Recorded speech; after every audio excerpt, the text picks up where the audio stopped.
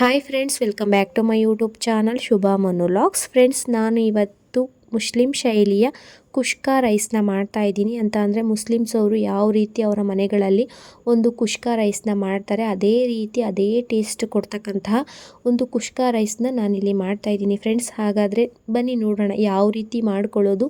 ತುಂಬ ಈಸಿಯಾಗಿ ಹಾಗೆಯೇ ಅಷ್ಟೇ ಟೇಸ್ಟಿಯಾಗಿರ್ತಕ್ಕಂಥ ಒಂದು ಕುಸ್ಕ ರೆಸಿಪಿನ ನಾವು ಕೂಡ ಹೇಗೆ ಮಾಡ್ಕೋಬೋದು ಅಂತ ನಾನಿಲ್ಲಿ ತೋರಿಸ್ತಾ ಇದ್ದೀನಿ ಫ್ರೆಂಡ್ಸ್. ಮೊದಲಿಗೆ ಒಂದು ಬಾಣಲಿಗೆ ಸ್ವಲ್ಪ ಎಣ್ಣೆನ ಹಾಕ್ಕೊಂಡು ಅದಕ್ಕೆ ಮೀಡಿಯಮ್ ಸೈಜಿನ 2 ಈರುಳ್ಳಿನ ಕಟ್ ಮಾಡಿ ಈ ರೀತಿ ಫ್ರೈ ಮಾಡ್ಕೋಬೇಕಾಗತ್ತೆ. ಅದಾದ ನಂತರ ಒಂದು 2 ಗೆಡ್ಡೆ ಬೆಳ್ಳುಳ್ಳಿನೂ ಕೂಡ ನಾನಿಲ್ಲಿ ತೊಗೊಂಡಿದ್ದೀನಿ. ನೆಕ್ಸ್ಟು ಇದಕ್ಕೆ ಒಂದು 4 ಇಂಚಷ್ಟು ಶುಂಠಿನೂ ಕೂಡ ಹಾಕ್ಕೊಂಡಿದ್ದೀನಿ. ಅಂತ ಅಂದರೆ ಇದೆಲ್ಲನೂ ಕೂಡ ಒಗ್ಗರಣೆ ಮಾಡಿಕೊಂಡು ಅಂದರೆ ಚೆನ್ನಾಗಿ ಎಣ್ಣೆಯಲ್ಲಿ ಫ್ರೈ ಮಾಡಿಕೊಂಡು ಇದನ್ನು ಮಿಕ್ಸಿಗೆ ಹಾಕಿ ನುಣ್ಣಗೆ ರುಬ್ಕೋಬೇಕಾಗತ್ತೆ. ಅಂತ ಅಂದರೆ ಇದು ಮಸಾಲೆಗೋಸ್ಕರ ನಾವಿಲ್ಲಿ ಫ್ರೈ ಮಾಡ್ಕೋತಾ ಇರೋದು. ಇನ್ನು ಖಾರಕ್ಕೆ ತಕ್ಕಷ್ಟು ಮೆಣಸಿನ್ಕಾಯಿನ ನಾನು ಹಾಕೋತಾ ಇದ್ದೀನಿ. ಅಂತ ಅಂದರೆ ನಾನಿಲ್ಲಿ ಒಂದು ಅರ್ಧ kg ರೈಸಿಗೆ ಆಗುವಷ್ಟು ಮೆಣಸಿನ್ಕಾಯಿನ ಬಳಸ್ಕೊತಾ ಇದ್ದೀನಿ. ನೀವು ಸ್ವಲ್ಪ ಖಾರ ತಿಂತು ಅಂದರೆ ಇನ್ನು ಸ್ವಲ್ಪ ಮೆಣಸಿನ್ಕಾಯಿನ ಹಾಕೋಬೋದು ಫ್ರೆಂಡ್ಸ್, ತೊಂದರೆ ಏನಿಲ್ಲ. ಮತ್ತು ನಾನಿಲ್ಲಿ ಮೀಡಿಯಮ್ ಸೈಜಿನ 2 ಟೊಮೊಟೊನ ಕಟ್ ಮಾಡಿ ಅದನ್ನು ಕೂಡ ಚೆನ್ನಾಗಿ ಸಾಫ್ಟ್ ಆಗೋವರೆಗೂ ಇದನ್ನು ಹುರ್ಕೋತಾ ಇದ್ದೀನಿ. ನಂತರ 1 ಹಿಡಿಯಷ್ಟು ಕೊತ್ತಂಬರಿ ಸೊಪ್ಪು ಮತ್ತು 1 ಹಿಡಿಯಷ್ಟು ಪುದೀನ ಸೊಪ್ಪನ್ನು ಕೂಡ ಚೆನ್ನಾಗಿ ಹುರ್ಕೋತಾ ಇದ್ದೀನಿ ಫ್ರೆಂಡ್ಸ್. ಅಂತ ಅಂದರೆ ಎಣ್ಣೆಗೆ ಹಾಕಿ ಹುರಿದಷ್ಟು ಮಸಾಲ ಐಟಮ್ಗಳೆಲ್ಲನೂ ತುಂಬಾ ಟೇಸ್ಟ್ ಕೊಡುತ್ತೆ. ಒಂದು ಕುಷ್ಕ ರೈಸು ತುಂಬಾ ಟೇಸ್ಟ್ ಕೊಡುತ್ತೆ. ಹಾಗಾಗಿ ನಾನಿಲ್ಲಿ ಇದನ್ನು ಚೆನ್ನಾಗಿ ಒಂದು 5 ರಿಂದ 10 ನಿಮಿಷ ಸಾಫ್ಟ್ ಆಗೋವರೆಗೂ ಕೂಡ ಇದನ್ನೆಲ್ಲ ಹುರಿದ ನಂತರ ಪೂರ್ತಿ ತಣ್ಣಗಾದಮೇಲೆ ಇದನ್ನು ನುಣ್ಣಗೆ ನಾನಿಲ್ಲಿ ರುಬ್ಕೋತಾ ಇದ್ದೀನಿ. ಅದಾದ ನಂತರ ನಾನಿಲ್ಲಿ ಒಂದು ಪಾತ್ರೆಗೆ ಸ್ವಲ್ಪ ಎಣ್ಣೆ ಅಂತ ಅಂದರೆ ಸ್ವಲ್ಪ ಜಾಸ್ತಿನಾದರೂ ಬಳಸ್ಬೋದು, ಕಡಿಮೆನಾದರೂ ಬಳಸ್ಬೋದು. ನಾನಿಲ್ಲಿ ಸ್ವಲ್ಪ ಮೀಡಿಯಮ್ ಆಗಿ ಬಳಸ್ಕೊತಾ ಇದ್ದೀನಿ ಎಣ್ಣೆನ. ಅದಾದ ನಂತರ ನಾನಿಲ್ಲಿ ಒಂದು ದೊಡ್ಡ ಚಮಚದಲ್ಲಿ ತುಪ್ಪನ ಹಾಕೋತಾ ಇದ್ದೀನಿ. ಅಂದರೆ ಒಂದು 2-3 ಟೇಬಲ್ ಸ್ಪೂನಷ್ಟು ಆಗುತ್ತೆ ಅಷ್ಟು ತುಪ್ಪನ ಹಾಕೋತಾ ಇದ್ದೀನಿ. ಮತ್ತು ಒಂದು 3 ಮೀಡಿಯಮ್ ಗಾತ್ರದ ಈರುಳ್ಳಿಯನ್ನು ನಾನಿಲ್ಲಿ ಸಣ್ಣದಾಗಿ ಅಂದರೆ ಉದ್ದುದ್ದ ಸ್ಲೈಸಲ್ಲಿ ಹಚ್ಕೊಂಡಿದ್ದೀನಿ. ಇದನ್ನು ಕೂಡ ಗೋಲ್ಡನ್ ಬ್ರೌನ್ ಬರೋವರೆಗೂ ಕೂಡ ಚೆನ್ನಾಗಿ ಫ್ರೈ ಮಾಡ್ಕೋಬೇಕು. ಈ ರೀತಿ ಒಂದು ಈರುಳ್ಳಿನ ಚೆನ್ನಾಗಿ ಫ್ರೈ ಮಾಡಿಕೊಂಡ್ರೆ ಕುಷ್ಕ ರೈಸು ತುಂಬಾ ಒಂದು ಒಳ್ಳೆ ಫ್ಲೇವರ್ ಕೊಡುತ್ತೆ. ಇನ್ನು ನಾನಿಲ್ಲಿ ಸ್ಪೈಸಸ್ಗಳಾದಂತಹ ಪಲಾವ್ ಎಲೆ, ಕಪ್ಪು ಕಾಳು ಮೆಣಸು ಒಂದು ಅರ್ಧ ಟೇಬಲ್ ಸ್ಪೂನಷ್ಟು ಮತ್ತು ಒಂದು 2 ಇಂಚಷ್ಟು ಚಕ್ಕೆ, ಒಂದು 3-4 ಲವಂಗ, ಒಂದು 4-5 ಗೋಡಂಬಿ ಪೀಸಸ್ಸು ಮತ್ತು 1 ಟೇಬಲ್ ಸ್ಪೂನಷ್ಟು ಸೋಂಪುನ ಹಾಕಿ ಇದನ್ನು ಕೂಡ ಚೆನ್ನಾಗಿ ಹುರ್ಕೋತಾ ಇದ್ದೀನಿ ಫ್ರೆಂಡ್ಸ್. ನೋಡ್ತಾ ಇರ್ಬೋದು ನೀವು, ಈರುಳ್ಳಿ ಈ ರೀತಿ ಗೋಲ್ಡನ್ ಬ್ರೌನ್ ಬರೋವರೆಗೂ ಕೂಡ ನಾವು ಹುರ್ಕೋಬೇಕಾಗತ್ತೆ. ಅದಾದ ನಂತರ ನಾನಿಲ್ಲಿ 2 ಮೀಡಿಯಮ್ ಗಾತ್ರದ ಟೊಮೊಟೊನು ಕೂಡ ಹಚ್ಕೊಂಡು ಈ ರೀತಿ ಹಾಕೋತಾ ಇದ್ದೀನಿ. ಅಂತ ಅಂದರೆ ಟೊಮೊಟೊನು ಕೂಡ ಚೆನ್ನಾಗಿ ಸಾಫ್ಟ್ ಬರೋವರೆಗೂ ನಾವು ಇದನ್ನು ಹುರ್ಕೋಬೇಕಾಗತ್ತೆ. ಇದೆಲ್ಲ ಹುರ್ಕೊಂಡ ನಂತರ ಫ್ರೆಂಡ್ಸ್ ನಾನಿಲ್ಲಿ 1 ಟೇಬಲ್ ಸ್ಪೂನಷ್ಟು ಧನಿಯಾ ಪೌಡರು, 1 ಟೇಬಲ್ ಸ್ಪೂನಷ್ಟು ಚಿಲ್ಲಿ ಪೌಡರು ಮತ್ತು ಅರ್ಧ ಟೇಬಲ್ ಸ್ಪೂನಷ್ಟು ಅರಿಶಿಣ ಪುಡಿಯನ್ನು ಕೂಡ ಸೇರಿಸಿ ಇದನ್ನು ಕೂಡ ಚೆನ್ನಾಗಿ ಫ್ರೈ ಮಾಡ್ಕೋತಾ ಇದ್ದೀನಿ.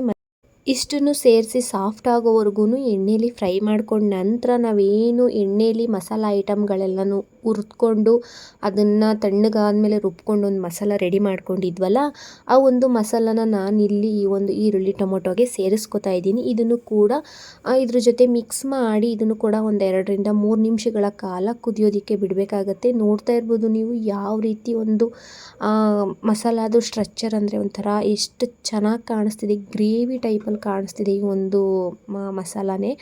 ಇದರಲ್ಲೇ ಒಂದು ಚಪಾತಿನೋ ರೊಟ್ಟಿನೋ ತಿನ್ಬೋದು, ಆ ಥರ ಕಾಣಿಸ್ತಿದೆ ಫ್ರೆಂಡ್ಸ್. ಇನ್ನು ನಾನಿಲ್ಲಿ ಇದಕ್ಕೆ ಒಂದು 4 ಟೇಬಲ್ ಸ್ಪೂನಷ್ಟು ಮೊಸರನ್ನು ಕೂಡ ಆ್ಯಡ್ ಮಾಡ್ಕೋತಾ ಇದ್ದೀನಿ. ಅಂದರೆ ನೀವು ಎಷ್ಟು ಕ್ವಾಂಟಿಟಿ ಅಕ್ಕಿನ ತಗೋತೀರಾ ಅಷ್ಟು ಪ್ರಮಾಣದಲ್ಲಿ ನೀವು ಅದರ ತಕ್ಕಂತೆ ಒಂದು ಮೊಸರನ್ನು ಕೂಡ ಸೇರಿಸ್ಕೋಬೋದು. ಚೆನ್ನಾಗಿ ಕುದೀತಾ ಇರ್ತಕ್ಕಂಥ ಒಂದು ಮಸಾಲೆಗೆ ನಾನಿಲ್ಲಿ 1 ಹಿಡಿಯಷ್ಟು ಸಣ್ಣದಾಗಿ ಹಚ್ಚಿರ್ತಕ್ಕಂಥ ಮೆಂತ್ಯ ಸೊಪ್ಪನ್ನು ಸೇರಿಸ್ಕೊತಾ ಇದ್ದೀನಿ. ಅಂತ ಅಂದರೆ ಮೆಂತ್ಯ ಸೊಪ್ಪು ಬೇಕು ಅಂದರೆ ಹಾಕೋಬೋದು, ಇಲ್ಲ ಅಂದರೆ ಆಪ್ಷನಲ್ಲು.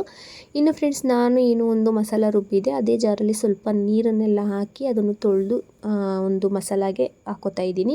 ಅದು ಕೂಡ ಚೆನ್ನಾಗಿ ಕುದ್ದು ಈ ರೀತಿಯಲ್ಲೇ ಎಣ್ಣೆ ಎಲ್ಲ ಬಿಟ್ಟ ನಂತರ ನಾನು ರುಚಿಗೆ ತಕ್ಕಷ್ಟು ಉಪ್ಪನ್ನ ಸೇರಿಸ್ಕೊತಾ ಇದ್ದೀನಿ. ಅಂದರೆ ಸ್ವಲ್ಪ ಎಣ್ಣೆ ತುಪ್ಪ ಇನ್ನೂ ಹಾಕೋತೀವಿ ಅಂದರೆ ಹಾಕೋಬೋದು, ಇಲ್ಲ ಜಾಸ್ತಿ ಎಣ್ಣೆ ತುಪ್ಪ ತಿನ್ನಲ್ಲ ಅಂತ ಅಂದರೆ ಸ್ವಲ್ಪ ಎಣ್ಣೆ ತುಪ್ಪನ ಕಡಿಮೆ ಕ್ವಾಂಟಿಟಿಲಿ ಹಾಕೊಂಡ್ರೂ ನಡೆಯುತ್ತೆ ಫ್ರೆಂಡ್ಸ್. ಅಂದರೆ ಸ್ವಲ್ಪ ಜಾಸ್ತಿ ಹಾಕ್ಕೊಂಡ್ರೆ ಅಷ್ಟೇ ಟೇಸ್ಟಿಯಾಗೂ ಕೂಡ ಇರುತ್ತೆ. ಇನ್ನು ನಾನಿಲ್ಲಿ 1 ಗ್ಲಾಸಿನ ಅಳತೆಯಲ್ಲಿ 2 ಗ್ಲಾಸ್ ಅಕ್ಕಿನ ತೊಗೊಂಡಿದ್ದೆ. ಅದೇ ಗ್ಲಾಸಲ್ಲಿ ನಾನಿಲ್ಲಿ 4 ಗ್ಲಾಸಷ್ಟು ನೀರನ್ನು ಹಾಕೋತಾ ಇದ್ದೀನಿ ಒಂದು ಕುಷ್ಕ ರೈಸ್ ಮಾಡ್ಕೊಳ್ಳಿಕ್ಕೆ. ನೆಕ್ಸ್ಟ್ ನಾನು ಇದಕ್ಕೆ ಸ್ವಲ್ಪ ಪುದೀನ ಸೊಪ್ಪು, ಸ್ವಲ್ಪ ಕೊತ್ತಂಬರಿ ಸೊಪ್ಪನ್ನು ಸೇರಿಸ್ಕೊಂಡಿದ್ದೀನಿ. ಇನ್ನು ನೋಡ್ತಾ ಇರ್ಬೋದು ನೀವು ಯಾವ ರೀತಿ ಕುದಿ ಬರ್ತಿದೆ ಅಂತ.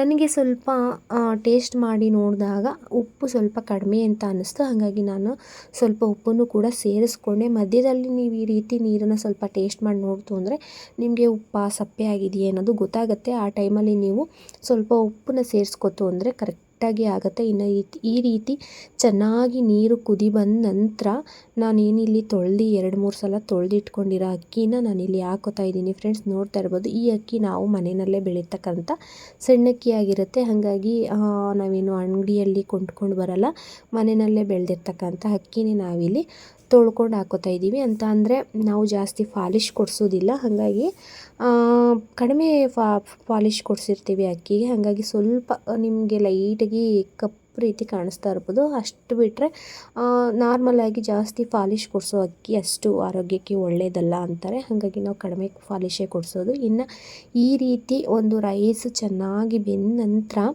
ಇದನ್ನು ನಾನು ಏನು ಮಾಡ್ತಾಯಿದ್ದೀನಿ ಅಂದರೆ ಒಂದು ಮುಚ್ಚಳದಿಂದ ಮುಚ್ಚಿ, ಅಂದರೆ ಮುಕ್ಕಾಲು ಭಾಗದವರೆಗೂ ಬೆಂದು ಬಿಡಬೇಕು ರೈಸು. ಅದಾದ ನಂತರ ನಾನಿಲ್ಲಿ ಮುಕ್ಕಾಲು ಭಾಗ ಬೆಂದ ನಂತರ ಇಲ್ಲಿ ಒಂದು ಮುಚ್ಚಳನ ಮುಚ್ಚಿ ಅದರ ಮೇಲೆ ಒಂದು ಕಲ್ಲನ್ನು ಇಡ್ತಾಯಿದ್ದೀನಿ, ಅಂದರೆ ದಮ್ ಕಟ್ತಾ ಇದ್ದೀನಿ. ಈ ರೀತಿ ದಮ್ ಕಟ್ಟಿದಾಗ ಒಂದು 10 ನಿಮಿಷನಾದರೂ ಬಿಟ್ಟಿರಬೇಕು ಈ ರೀತಿ ದಮ್ ಕಟ್ಟಲಿಕ್ಕೆ. ಆ ದಮ್ ಕಟ್ಟಿದಾಗ ತುಂಬಾ ಒಂದು ರೈಸು ಚೆನ್ನಾಗಿ ಆಗಿರುತ್ತೆ. ನೋಡ್ತಾ ಇರ್ಬೋದು ನೀವಿಲ್ಲಿ ಯಾವ ರೀತಿ ತುಂಬ ಸುಡ್ತಿತ್ತು, ಯಾವ ರೀತಿ ಆಗಿದೆ ಅಂತೇಳಿ ನೋಡಿ ಫ್ರೆಂಡ್ಸ್. ಇಲ್ಲಿ ತುಂಬಾ ಚೆನ್ನಾಗಿರ್ತಕ್ಕಂಥ ಒಂದು ಮುಸ್ಲಿಂ ಶೈಲಿಯ ಒಂದು ಕುಷ್ಕ ರೆಸಿಪಿ ರೆಡಿ ಆಯಿತು. ಅಂತ ಅಂದರೆ ಅವರ ಮದುವೆಗಳಲ್ಲಿ ಮತ್ತು ಹಬ್ಬಗಳಲ್ಲಿ ಈ ಒಂದು ರೈಸ್ನ ಮಾಡ್ತಾರೆ. ನಮಗೂ ಕೂಡ ಆಸೆ ಆಗಿರುತ್ತೆ. ಅಂತ ಅಂದರೆ ಮುಸ್ಲಿಮ್ಸ್ ಅವರು ಅಂತ ಅಂದರೆ ಅವರು ಬಿರಿಯಾನಿಗೆ ಫೇಮಸ್ಸು ಅಂತಲೇ ಅಂದ್ಕೊಂಡಿದ್ದೀನಿ ನಾನಂತೂ. ನನಗೆ ತುಂಬಾ ಇಷ್ಟ, ನಾನು ಕೂಡ ತಿಂದಿದ್ದೀನಿ ಅವರ ಮನೆಗಳಿಗೆಲ್ಲ ಹೋಗಿ, ಮತ್ತು ಅವರ ಮದುವೆ ಫಂಕ್ಷನ್ಗಳಿಗೂ ಹೋಗಿ ಕೂಡ ತಿಂದಿದ್ದೀನಿ. ಹಾಗಾಗಿ ನಿಮ್ಗೆ ಯಾರಿಗಾದರೂ ನಾವು ತಿಂದಿಲ್ಲ, ನಾವು ಮಿಸ್ ಮಾಡ್ಕೋತಾ ಇದ್ದೀವಿ ಒಂದು ಮುಸ್ಲಿಂ ಶೈಲಿಯ ಕುಷ್ಕ ಅಥವಾ ಬಿರಿಯಾನಿನ ಅಂತ ಅಂದರೆ ನೀವು ಕೂಡ ಮನೆಯಲ್ಲಿ ಈ ರೀತಿ ಸಿಂಪಲ್ಲಾಗಿ ಮುಸ್ಲಿಂ ಶೈಲಿಯ ಒಂದು ಕುಷ್ಕ ರೆಸಿಪಿನ ಮಾಡ್ಕೋಬೋದು ಫ್ರೆಂಡ್ಸ್. ಇದ್ರ ಜೊತೆಗೆ ಅವರು ಬೇರೆ ರೀತಿಯ ಗ್ರೇವಿಗಳನ್ನ ಮಾಡ್ಕೋತಾರೆ. ನಾನಿಲ್ಲಿ ಚಿಕನ್ ಗ್ರೇವಿನ ಮಾಡಿದ್ದೀನಿ, ಹಾಗಾಗಿ ಅದನ್ನೇ ಸರ್ವ್ ಮಾಡ್ಕೋತಾ ಇದ್ದೀನಿ.